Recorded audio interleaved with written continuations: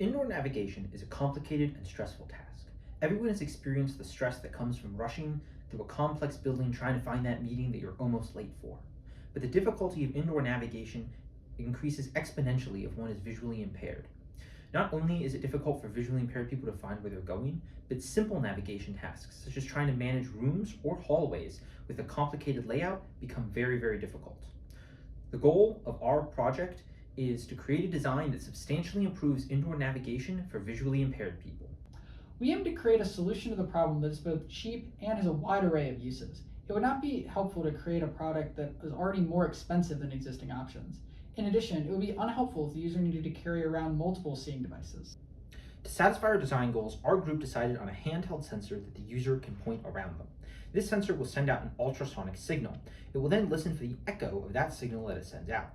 Using the time delay between projecting the signal and hearing the signal, the device will be able to calculate the distance ahead of itself. This will be able to detect objects in front of it. We then use this distance to determine if there are objects in front of the user, and then we play a sound on the user's headphones. This sound is scaled to the distance of the object. If the distance is very close, then it will play a very high frequency pitch, and if the distance is further away, it will play a lower frequency pitch.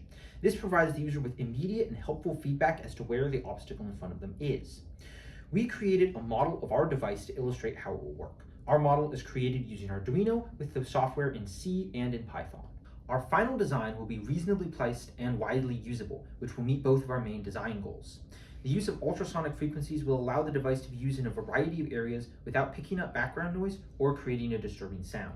In addition, the basic technology of an Arduino and an ultrasonic sensor and broadcaster are not particularly expensive. Now, let us have Henry here showcase our model.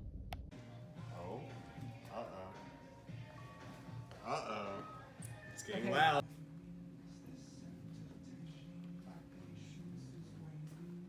I'm getting close. I'm getting real close. Note that our model is built on a breadboard and must be wired to a computer. Although this does not initially meet our design goals, our final design will be a wireless, self-contained device that has Bluetooth integration. This will make the device highly portable and much smaller than it currently is. In the future, we plan on two main extensions to our design. The first is incorporating audio spatialization into our design. Audio spatialization will allow the user to identify where the obstacle they encounter is. Thus, instead of pointing the sensor where they are headed, the sensor will tell them where the obstacle is located. The second is adding better obstacle data.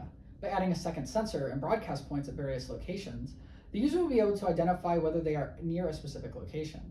This will vastly improve the navigability of indoor spaces for the visually impaired.